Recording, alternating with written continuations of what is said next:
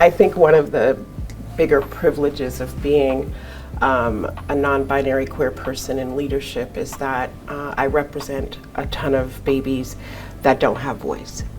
And whenever we approach the conversation about identity and confidence about identity through the lens of art therapy, through the lens of character development, we get to see self-expression from bodies and hearts that aren't often enough asked for that expression. Mm-hmm. Like unedited, without anybody else's input on it.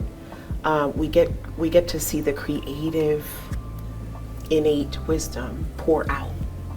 And so I can't say enough about the value of art and creative therapy, and my privilege to be a leader who can bring that to life for folks.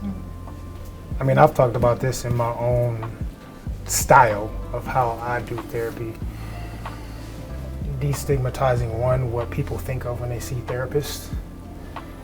For a while, the stereotypical thought of what a therapist looks like, the template, the costume, the uniform, whatever, was, a white woman in cardigan, glasses, and a clipboard or notepad, right?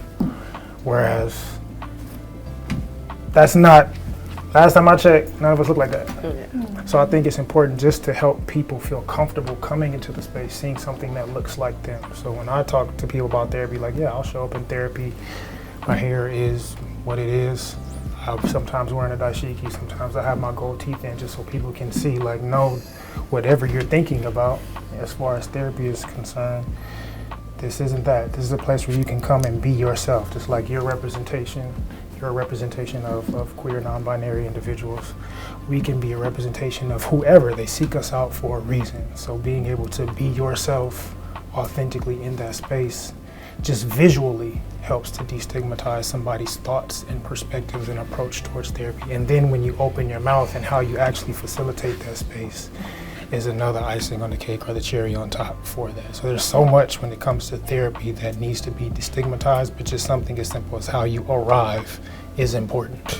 One of the things that I have found to be most intriguing and revealing about being a therapist is the work that I get to do with people who are coming in and they're not waiting until a crisis. They see that they're stuck. They may be anxious, they may be caught up in loop thinking, they may be doubting themselves.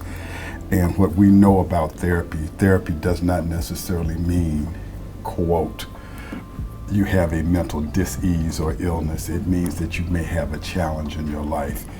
And getting people to understand that their best friend, their pastor, their uncle, their dad are all great resources, but sometimes you need to have someone who is a third party, who's non-biased, who can look at your situation, be patient with you, nudge you, challenge you, and then push you into making the choice that you want to make but are afraid to make.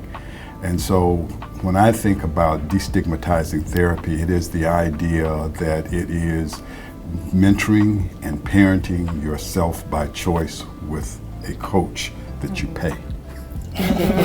No, that's seriously.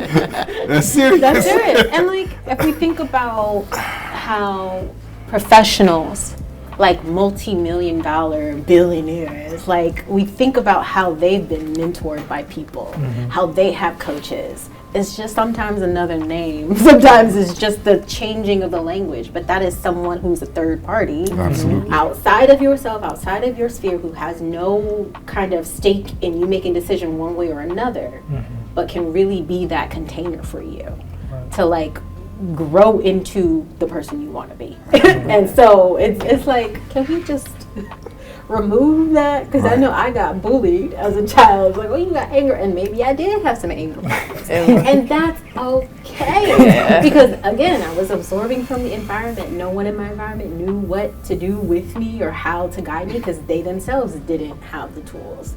And so it wasn't until, you know, when I was a young adult that I decided, okay, I think I'm going to give this thing called therapy a try. And I've never looked back. So grateful for that space that was held for me by somebody who, you know, listened to my story, resonated with me, like helped me feel seen And yeah.